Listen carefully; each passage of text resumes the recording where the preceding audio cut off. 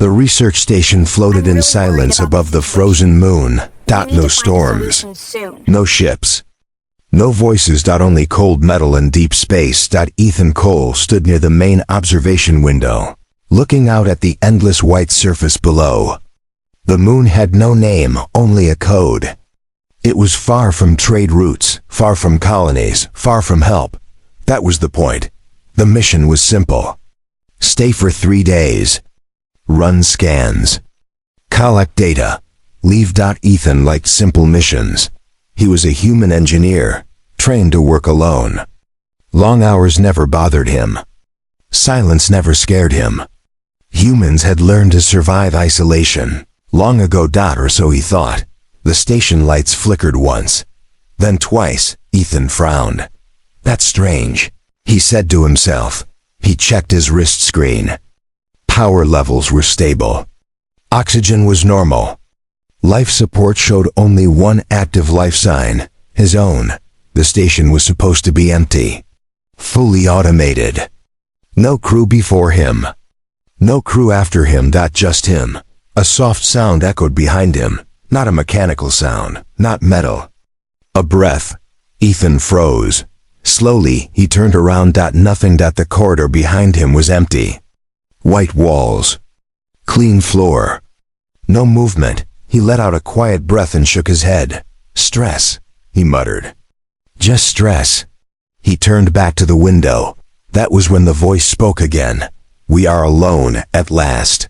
The voice was soft, light, almost fragile. Ethan spun around fast, his heart suddenly racing. Someone was standing near the doorway. Small. Very small. The figure barely reached his chest. Thin arms, narrow shoulders. Pale blue skin that almost glowed under the station lights. Large dark eyes watched him closely. She was not human. Ethan took a step back, his hand moving toward the emergency alarm on the wall. Don't, the small alien said quickly. Her voice trembled, but not with fear. With urgency. If you call for help, she continued, this place will lock forever. Ethan stopped. His fingers hovered inches from the alarm. Who are you? He asked slowly. The alien lowered her head slightly. My name is Lyra, she said. I belong to the Ilari. Ethan swallowed. The Ilari were real? They were more rumor than fact. A rare species, small, weak bodies, powerful minds. Almost never seen. Almost never contacted. And one was standing in front of him. You shouldn't be here, Ethan said. This station is restricted. Lyra nodded. I know. Then how did you get in? Lyra looked toward the floor. I was sent. By who? She hesitated. By survival. Before Ethan could ask more, the station lights suddenly turned red. A loud voice echoed through the corridors. Isolation protocol activated. Ethan's wrist screen flashed. Warning. Nitrogen monoxide witnesses detected evacuation. Disabled station sealed 72 HFY. Stared at the screen. No, he said sharply. That's not possible. He ran to the control panel and tried to override the system. His fingers moved fast. Codes, commands. Emergency access. Denied. Again. Denied. Damn it, he whispered. Lyra watched him quietly. You see, she said softly. We are alone. Ethan turned to face her. What did you do? He demanded. I did nothing, Lyra replied. The station chose. That doesn't make sense. It does, she said. The station was built for moments like this. Ethan laughed once, sharp and nervous. No, he said. This is a mistake. Some kind of test. Lyra slowly walked closer. Each step was careful, controlled. My species studied humans for a long time, she said. We learned where to place the trigger. Ethan's smile faded. You planned this. Lyra stopped a few feet away from him. Yes. Silence filled the room again. Ethan felt his pulse pounding in his ears. Why? He asked. Lyra lifted her gaze to meet his eyes. Because my mating season has begun. The words hung in the air. Ethan blinked. I'm sorry, he said. Your what? Mating season, Lyra repeated. It is a biological command. I cannot stop it. Ethan took another step back. You're saying this station locked down because of that? Lyra nodded. My species cannot complete the season alone, she explained. And we cannot do it with witnesses. Ethan stared at her in disbelief. You locked me in here for this? Yes, that's insane. Lyra's shoulders lowered slightly. I know. She turned her head away. But extinction is worse. Ethan's anger softened just a little. How many of you are left? He asked. Lyra did not answer right away. Very few, she said finally. Ethan exhaled slowly. The station hummed around them, quiet, watching. And why a human? He asked. Lyra looked back at him. Because humans are strong, she said. Not just in body. In mind, Ethan shook his head. You don't know us. We do, Lyra replied. You protect even when you do not have to. You stay loyal even when it hurts. You value choice. Her voice lowered. My people value duty. Ethan crossed his arms. I'm not your duty. Lyra nodded again. I know. She stepped back, giving him space. I will not force you, she said. That would break the rules. What rules? The old ones, Lyra replied. The ones that still matter. Ethan looked at the sealed doors. The red lights. The countdown timer now visible on the wall, 71 hours 48 minutes and 32 seconds. You already forced the situation, he said. Yes, Lyra admitted. But not the choice. Ethan rubbed his face with his hands. This was too much. Too fast. Listen, he said, lowering his voice. We need to contact someone. There has to be another way. There is not, Lyra said. If the season fails, I will not survive it. Ethan looked at her. For the first time, he noticed how fragile she really looked. Thin limbs. Slight movements. Like her body was always fighting something. And if it succeeds? He asked. Lyra's lips parted slightly. Then my species lives one more generation. The silence returned. Ethan turned away and stared at the stars outside the window. He had come here for data. Instead, he was trapped inside a choice that could change 2 lives. Maybe more. Behind him, Lyra spoke again, her voice almost a whisper. We are alone, she said. No witnesses. No judgment. Ethan closed his eyes. The countdown continued. And the station waited. The red lights in the station dimmed slightly, but the isolation remained. Ethan still could not leave. Every door, every corridor, every escape hatch was sealed by the system. He had nowhere to run. Lyra moved closer to the central console. Small hands touching the panels as if drawing strength from the machine itself. Her large dark eyes were fixed on him. I don't understand, Ethan said, running his hands through his hair. You said this is about duty. But it feels wrong. Lyra tilted her head. Wrong? She whispered. This is survival, my life. My people's life. Depends on it. Ethan's chest tightened. He tried to reason. There has to be another way. There's always another way. You don't have to follow whatever rules you're following. Lyra's small shoulders shook slightly. I must. If I fail, my species fails. I cannot live knowing I allowed that. The human engineer paused. He had seen danger before. Starships malfunctioning, asteroid fields threatening colonies, alien predators hunting in packs. But none of those dangers were as personal as this. This was intimate, terrifying, and completely unpredictable. You don't have to do this with me, Ethan said. His voice softened. You could wait for someone else. Lyra's lips quivered. No one else is strong enough. Her voice dropped to a whisper. Humans are unique. You stay loyal. You protect without question. You can survive what others cannot. Ethan frowned. He was not a hero. He was not a savior. He was just human. And yet, standing in the middle of this cold, sealed station, he felt the weight of her words pressing down on him. He moved closer, but carefully. "I am not a tool," he said firmly. "Not for duty, not for survival." Lyra's gaze softened. "I know, that is why this is more complicated than usual." For a moment, silence stretched between them. The hum of the station, the faint sound of life support systems, the distant echo of the moon's cold wind outside, it all became a quiet, tense pause. Like the universe itself was waiting. Then came the first warning. A loud siren echoed through the corridors. Red lights flashed. Ethan spun around. "What now?" he demanded, Lyra's small hand pressed against his arm. "Threat outside, the moon. It's not safe." Ethan's stomach sank. "What do you mean?" "They detect life signals, predators, they hunt in packs. If we don't act, we won't survive long enough to finish the duty," Lyra said quickly. Ethan blinked. He had expected isolation. He had not expected danger. Not now.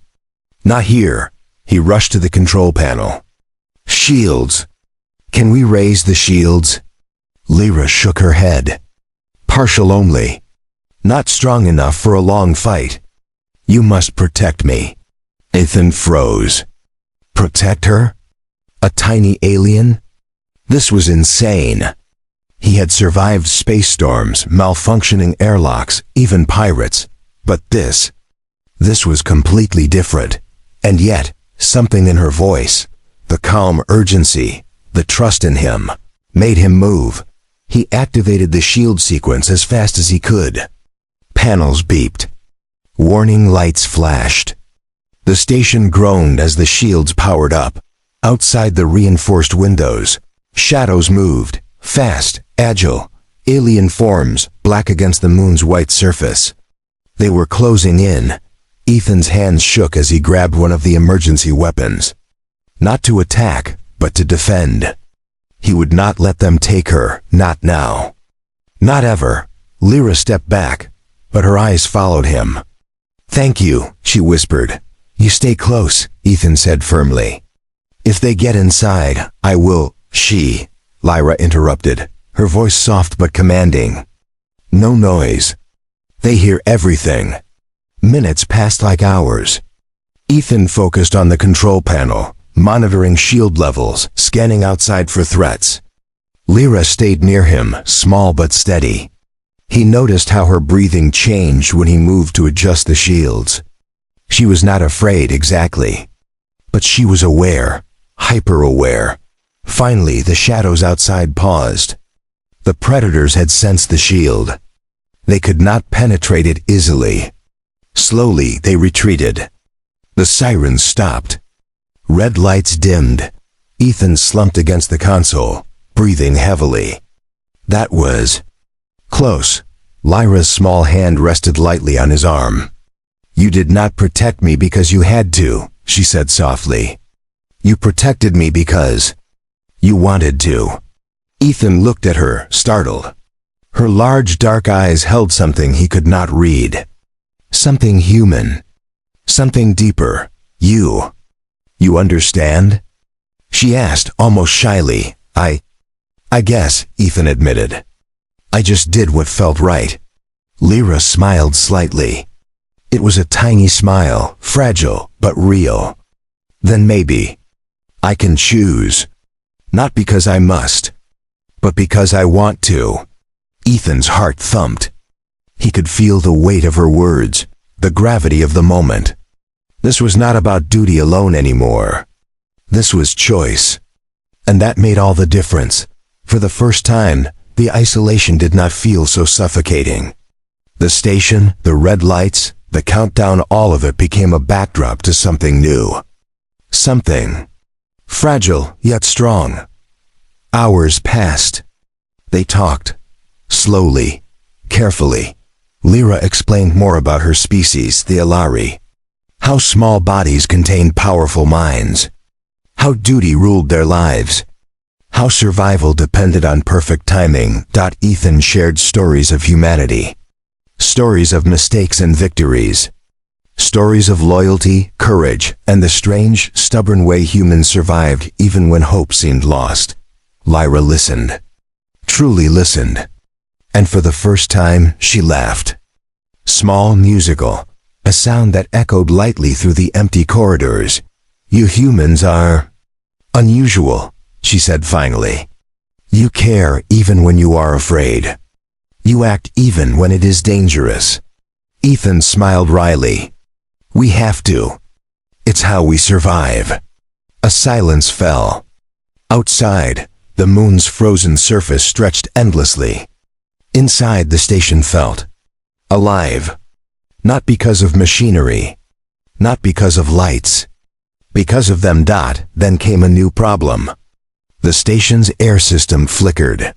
Sensors detected a drop in oxygen in one of the outer corridors. Ethan jumped into action. Come on, he said, gesturing for Lyra to follow. We have to fix this before it becomes serious. Lyra nodded and moved quickly beside him. Small, agile, her movements precise. Together, they navigated the corridors, repairing broken panels, rerouting power, sealing vents. At one point, a panel sparked violently. Ethan grabbed Lyra to pull her away. Their bodies pressed close. For a second, time seemed to stop. The hum of the station, the faint vibrations, the distant echoes, they were all gone. Lyra looked up at him. Thank you, she whispered. For caring. Ethan swallowed hard. I told you. I just do what feels right. Hours became days. The countdown continued. 48 to 12:07. 36 hours 5 minutes and 22 seconds. They survived more predator scans. They repaired more failing systems. And slowly, something unexpected happened. Lyra began to trust him. Not as a tool. Not as a protector. But as a partner. And Ethan, in turn, began to care for her, not because he was forced, but because he wanted to. Finally, after the longest night, they sat together near the observation window. The moon stretched endlessly below them. The stars above sparkled cold and distant. Lyra rested her small hand on his. I never thought I could choose, she said softly. You can, Ethan replied. Always. Her eyes widened slightly. Even now? Especially now, he said. The station hummed. The red lights faded. The predators were gone. And for the first time, they were not alone in their fear or responsibility. They were partners. And the bond they began to form would change everything. The station had grown quiet after days of alarms, predator threats, and tense repairs. The hum of life support was now steady. The red warning lights had gone, replaced by a soft white glow. Yet the tension in the air remained thick and expectant. Ethan sat on the floor of the observation room, leaning against the wall, exhausted. Lyra, small and delicate, perched beside him. Her blue skin glimmered faintly in the dim light, and her large, dark eyes were fixed on the stars beyond the window. For hours, they had not spoken. Words seemed unnecessary. The bond between them had grown silently, organically, through shared danger, trust, and small acts of care. But now, the moment of truth was approaching. Lyra broke the silence. It is time, she said softly. Ethan frowned. Time for what? She looked down, hesitant. The duty. It must be completed. My people's survival depends on it. And you. You have been chosen. Ethan felt the weight of the words sink deep. He had suspected this moment would come, but hearing it made his heart pound. Chosen by your species or by this station? He asked. Lyra looked at him steadily. By both. The station ensures no mistakes. My species ensures continuation. And humans have the strength to survive it. physically and emotionally. Ethan shook his head. I don't know if I can. If I should. Lyra's small hand touched his arm. Her touch was light, but firm.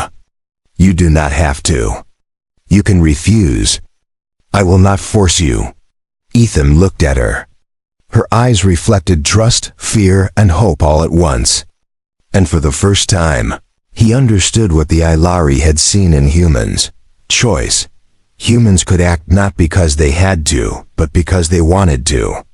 Loyalty, courage, compassion, they were more than instincts. They were values. And those values could change lives. Ethan took a deep breath. All right, he said finally. But only if we do it together. By choice. Not because it's duty, but because we trust each other. Lyra's eyes widened slightly, then softened.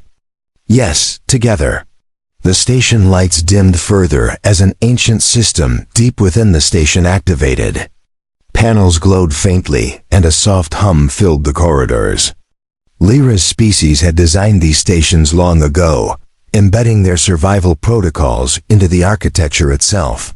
The duty was no longer just biological, it was technical, ritualistic, and precise. Ethan followed Lyra to the central chamber. The floor glowed with intricate lines, almost like a map of the stars. Symbols pulsed softly under Lyra's touch, resonating with her energy. This is the core, she explained. It records the duty, confirms the bond, and secures the future. Ethan nodded. He did not fully understand, but he trusted her. That was enough. Lyra took a small breath, then began the ritual. Her hands moved in fluid patterns over the glowing symbols, her voice whispering words in her language. The air seemed to thrum around them, alive with ancient energy. Ethan stood close, unsure of what to do. Then, instinctively, he placed his hand over hers. The station reacted immediately. Lights intensified. Symbols glowed brighter. The hum grew louder, vibrating through the floor, through their bodies, into their very hearts. Lyra's eyes met his. It is not just duty, she said softly. It is trust. It is choice. It is. U.S., Ethan swallowed hard. Then we do it. For both our species. A wave of energy pulsed from the core. Ethan felt it travel through him, not pain, not fear, but connection. Memories, emotions, instincts. Blending in a strange, harmonious rhythm. He felt Lyra's essence intertwine with his own, small but powerful. Lyra gasped softly. You are strong, she whispered. Stronger than I imagined. Ethan smiled, though it was weak. So are you. Minutes passed. Time seemed to stretch endlessly. And then, with a soft chime, the core emitted a final pulse. Symbols faded. Lights dimmed. Silence returned. Lyra collapsed slightly, leaning on Ethan. It is done, she said softly. The duty. Completed. My species is safe for now. Ethan held her steady. We did it. Together. Outside the station, the sensors picked up movement. Rescue ships from the human fleet were approaching. The isolation protocol had ended. There would now be witnesses. Other humans. Other scientists. But it no longer mattered. The bond between them was already sealed, independent of any observers. Lyra looked up at him, her small hand still in his. I never imagined I could choose, she said, or feel this way. Ethan shook his head. It wasn't just you choosing, he said softly. It was both of us. Trust and choice. That's what makes us human. Lyra's lips curled into a faint smile. Then, humanity is more than I knew. As the rescue ships landed, beams of light cutting through the frozen moon, Ethan and Lyra stepped forward together. The galaxy would see them now. Witness the tiny alien and the human who had protected, cared, and chosen freely. the core activated one last time, sending a pulse of data into the approaching ships. A record of the bond, the choice, the survival of an entire species.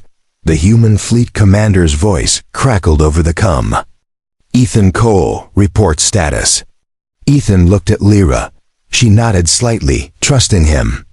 He took a deep breath and replied, "We are safe, and not alone anymore." The ships descended, docking with the station. Scientists, medics, and security teams poured in, amazed at the pristine yet battered station. They saw Lyra, small, fragile, glowing slightly in the human lights. And they saw Ethan, standing tall, tired but unbroken. Questions would come. Explanations would follow. Protocols would be written. But none of that mattered in this moment. What mattered was the bond they had forged, the choice they had made, and the survival of two species. Lyra turned to Ethan. "Will this end?" she asked. Ethan smiled, taking her hand gently. "No, this is just the beginning." And for the first time in centuries, the Alari felt hope, not because of duty, not because of tradition, not because of humanity, because of trust, because of choice. The galaxy would remember this: humans did not rule by power. They did not conquer by force. They survived by loyalty, compassion, and courage. And that made all the difference. Lyra squeezed his hand.